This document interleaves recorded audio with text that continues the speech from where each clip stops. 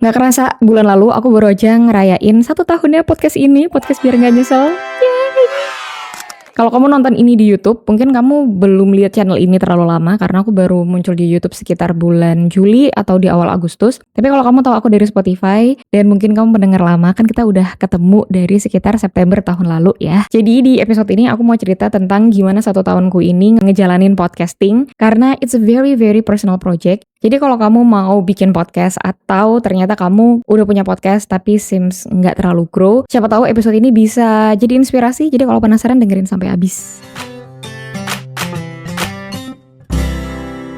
So, agak too much information, ya listeners. Nih kalau kamu lihat backgroundku, ada meja setrika ya. Kayak kenapa meja setrika ada di sini? Jadi 2 hari lagi aku tuh bakal pindah rumah dari kontrakan yang sekarang ke kontrakan yang baru yang hopefully bisa lebih lega, insya Allah lebih bagus juga, ya, tapi lebih mahal guys. Apa sih sekarang di sini yang nggak jadi makin mahal? Cuman setting ini yang biasa kamu lihat dengan ada sofa di belakang, ada lampu magic ini, dan biasanya kan suka ada hiasan-hiasan di sini kan ya gitu. Mungkin akan berbeda untuk beberapa episode ke depan karena aku bakal pindah. Jadi ini kondisi kenapa ada meja setrika di luar karena rumah aku lagi chaos, lagi banyak kardus, jadi barang-barang tidak sedang pada tempatnya. But ya, semoga tidak terlalu mengganggu. Jadi untuk kasih kamu ekspektasi, aku akan cerita tentang gimana awal aku bangun podcast, gimana prosesnya dan ngejalaninnya selama 1 tahun, opportunity apa aja yang udah aku dapetin dari podcast ini, termasuk the money, dan lesson learn apa yang udah aku dapetin dari aku bikin podcast. Jadi aku bikin podcast pertama kali episode aku tuh muncul, aku ingat banget, itu di tanggal 5 September 2024. Sebenarnya aku tuh udah lama pengen bikin podcast. Bahkan sebenarnya podcastku tuh pertama kali banget itu pernah muncul di tahun 2021 dengan nama Out of the Podcast. Niatnya mau ngebahas hal-hal yang tidak nyaman untuk didiskusikan. Yuk bahas bareng yuk gitu. Tapi ternyata topik yang tidak nyaman itu ya ketika gue bahas gue juga gak nyaman. Kan kocak ya. Jadi akhirnya itu cuma berjalan 1 episode doang. Terus mungkin saat itu aku terlampau overthinking ya, kayak kalau podcast tuh harus panjang durasinya. Sedangkan aku saat itu kerja kantoran yang kayak astagfirullahaladzim gitu loh beban kerjanya. Jadi makin gak kepegang dan ya udah itu dia hilang begitu saja dan terkubur sebagai angan-angan dan sebagai cita-cita yang gue gak mau besok kalau gue udah tua itu munculnya sebagai penyesalan. Makanya di 2024 ketika gue tuh lebih punya banyak waktu, lebih punya banyak energi, dan kebetulan saat itu gue ada sisa uang, gue pakailah itu uang buat invest ke mikrofon harga 500 ribuan. Terus si mikrofon ini sampai seminggu belum gue pakai karena gue masih bingung kayak maju mundur gitu loh, mau bikin podcast nggak ya, bikin episode pertama nggak ya gitu. Sampai akhirnya di satu sore tidak ada apa-apa, tidak ada momen, gue nggak nunggu tanggal cantik atau apapun, gue ambil aja tuh mikrofon dan gue bikin take episode pertama di kamar, di kasur dengan daster ya, karena daster adalah kasta tertinggi dari baju nyamannya ibu-ibu.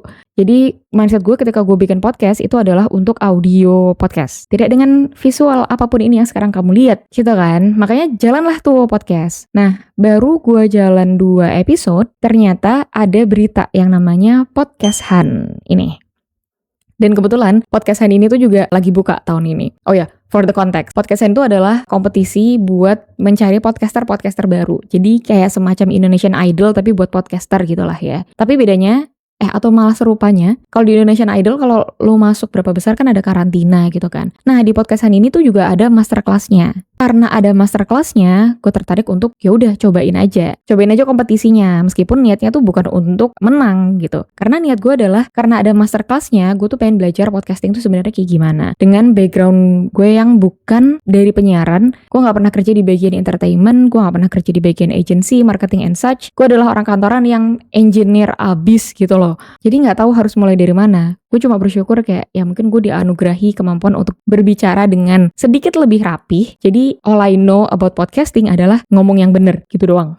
Nah, karena gue tuh punya prinsip bahwa gue tuh gak mau invest terlalu banyak, terutama kalau itu di duit untuk hal-hal yang baru mau gue cobain. Hal yang mau gue invest tuh hanya di tenaga, waktu, dan creativity gitu. Sedangkan kondisinya gue tetap gak ngerti podcasting, gue tuh sangat menahan untuk jangan ambil dulu course tentang podcasting, terus belajar yang daki-daki tentang gimana bikin podcast yang bagus dan viral gitu. Gue kayak start really slow, really small. Tapi begitu tahu si masterclass dari podcastan ini kan gratis, ya udah gue langsung join gitu. Long story short, jalanin lah nih lomba podcastan dan ternyata tahun lalu gue keluar sebagai pemenang gitu. Jadi kayak sangat di luar prediksi sebenarnya, karena pertama emang niatnya nggak pengen menang, but I did it seriously. Maksudnya kan mungkin ada ya beberapa orang yang kalau misalkan join kompetisi atau ambil opportunity itu intensi awalnya adalah kayak iseng-iseng doang, coba-coba berhadiah gitu. No, I didn't do that. Ketika gue mutusin untuk ikut podcastan, I take it really seriously. Karena niatnya tadi kan mau ambil belajar masterclass-nya kan. Dan setiap selesai masterclass tuh ya udah langsung gue praktekin gitu. Dengan asumsi kalau gue ngerti ilmunya, ini akan bikin podcast gue jauh lebih sustainable dan lebih long last. Bukan kalau gue praktekin, maka gue akan jadi pemenang. Ditambah tahun lalu itu partisipannya tuh bukan orang yang kaleng-kaleng gitu loh. Karena beberapa ada yang udah influencer atau mungkin artis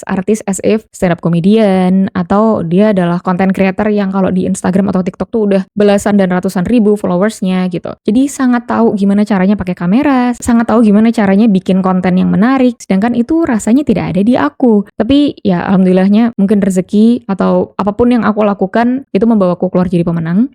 Nah, disitulah aku ngerasa titik baliknya dan momentumnya dapat. Nah, after podcast Han, after lomba itu otomatis kan aku dapat exposure. Ini aku gue, ya udahlah ya kayak bear with it.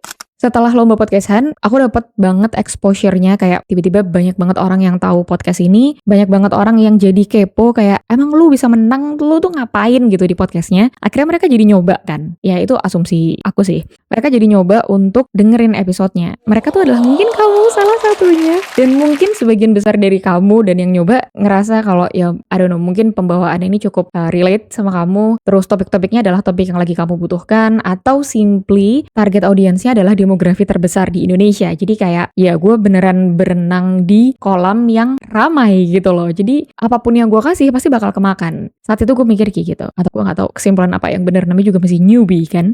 Terus hal lain juga adalah aku dapat beberapa opportunity, terutama kerjasama sama Spotify juga. Jadi itu cukup ngeboost gimana performance di platform, karena pasti kan ada campaign on platform atau off platform. Terus juga gue jadi ketemu sama orang-orang yang memang berkecimpung di dunia podcasting. Jadi sedikit banyak lagi-lagi gue tetap belajar, karena ini murni sudut pandang dari seorang newbie gitu. I mean baru 1 tahun gue dibandingin sama podcaster-podcaster lain yang udah jauh lebih konsisten, atau podcaster yang baru tapi mereka sebenarnya udah professionally proven di dunia penyiaran atau dunia yang serupanya. Gue jauh banget gitu kan sebenarnya dari secara experience. Makanya setiap ada opportunity gue selalu menggunakan itu beneran buat belajar dan bangun network. Nah, intensi gue sebenarnya pertama kali untuk bangun podcast ini itu bukan untuk jadi podcaster yang you know like ada brand masuk terus gue jadi ngasih endorse, terus gue jadi mbak-mbak influencer yang punya banyak produk gitu. Gue belum mikir ke situ saat itu. Mungkin next time bisa jadi, apalagi kebetulan waktu di kompetisi skill ad-libsku dinilai sangat baik. Jadi brand kalau mau masuk, ayo mari yuk.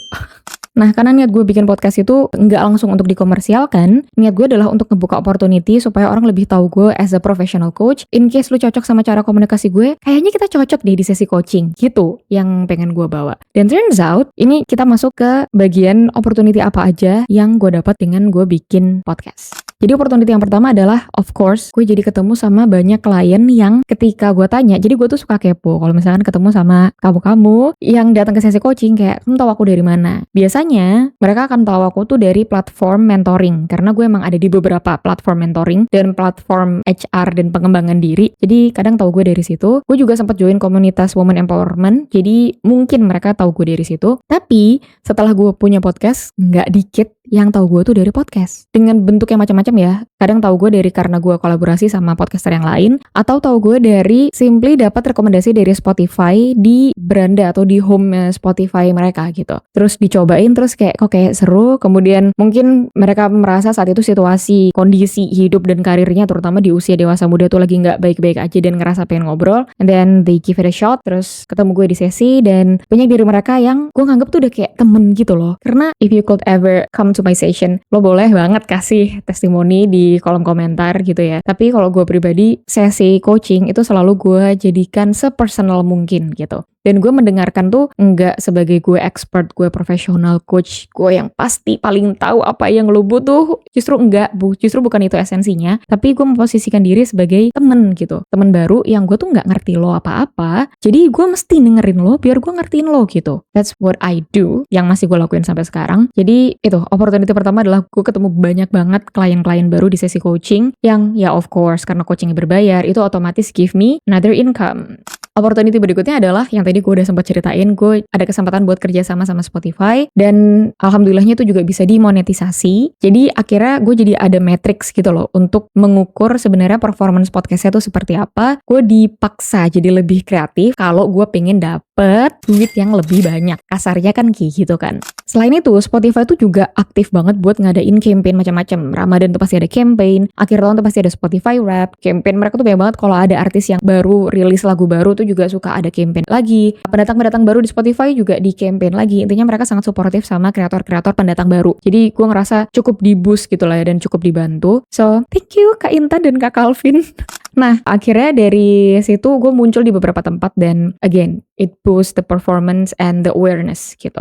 Opportunity lain yang gue dapat itu adalah belum lama ini gue diundang jadi salah satu pembicara buat sharing session di kantornya gitulah ya. Dan ini adalah perusahaan yang sangat besar yang gue pikir ketika gue sharing session itu, gue sharing sessionnya tuh cuma kayak ya satu divisi gitu lah ya. Atau mungkin satu region gitu, Jabodetabek. Ternyata ini sessionnya tuh online dan untuk seluruh karyawan di seluruh Indonesia dari kantor dia gitu. Dan ketika gue kepo-kepoin kayak, Mas tahu saya dari mana gitu kan. Ternyata taunya tuh dari satu episode doang. Jadi ada satu episode yang mungkin menggelitik atau menggugah. Akhirnya si Mas satu ini tuh langsung kepikiran, oh yaudah undang Mbak Tasya untuk sharing session di kantornya. Jadi gue dulu mikirnya gue tuh perlu banget punya super banyak episode sampai hit more than 100 episodes untuk bisa ngebangun credibility gitu. Tapi ternyata dari satu episode aja itu sangat possible membuka opportunity yang gue mungkin gak pernah nyangka gitu. Karena bisa jadi ya again topiknya mungkin pas kena, topiknya pasti relate atau pembawaannya itu juga cukup relatable sama audiens yang lagi nonton. Akhirnya orang jadi kepikir aja untuk ya udah ajak Mbak Tasya yuk untuk sharing sesuatu. So that's really huge, that's really cool. Dan ya diundang pembicara pasti beda lah ya sama kalau misalkan gue dapet pemasukan dari AdSense. Selain opportunity tadi yang datang tanpa gue rencanakan dan gue niatkan dulu ketika pertama kali bikin podcast, hal yang sangat-sangat gue syukuri sebenarnya dengan punya dan ngebangun podcast ini tuh adalah gue belajar jadi lebih random dan jadi lebih broad gitu. Karena dulu gue mikirnya ketika gue switch karir dari corporate employee jadi professional coach, ya udah akan lempeng aja jalannya gitu loh. Akan ya udah selayaknya professional coach, ngapain lu nggak akan aneh-aneh, lu akan jadi professional coach aja gitu. Mentok mungkin gue akan bikin konten di sosial media, di Instagram, TikTok dan sejenisnya, intinya short form content. Turns out itu ternyata malah tidak bekerja dengan baik gitu ya. Ternyata gue tidak terlalu jago bikin short form content, malah long form kayak gini membebaskan gue untuk ngasih value lebih banyak dan bikin storyline yang lebih menyenangkan. Semoga itu juga ya yang kamu rasain ketika nonton podcast-podcast ini.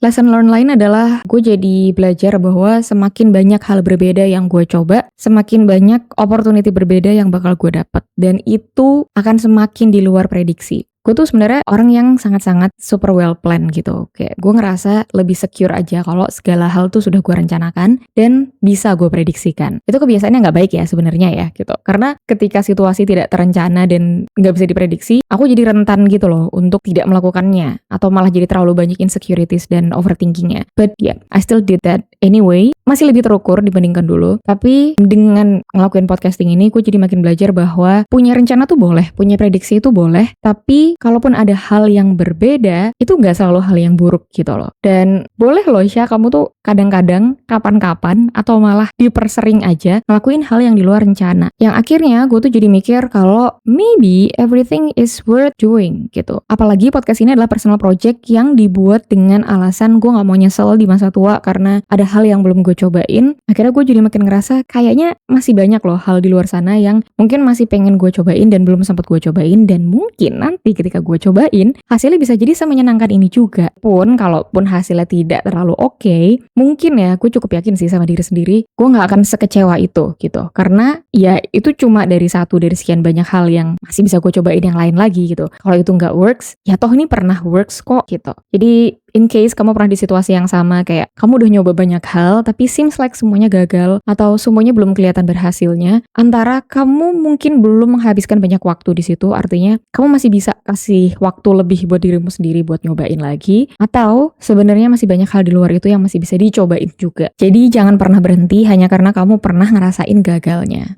So to make this episode productive, karena aku dari tadi ngobrolinnya it's always about me, and me. Apa takeaways yang bisa kamu ambil? Terutama kalau misalkan kamu mau bangun podcast untuk pertama kalinya. Well, fun fact, aku tadi kan sempat cerita tentang podcastan ya. Jadi nanti malam tuh aku bakal ngisi salah satu masterclass-nya. Jadi kayak That was so fun.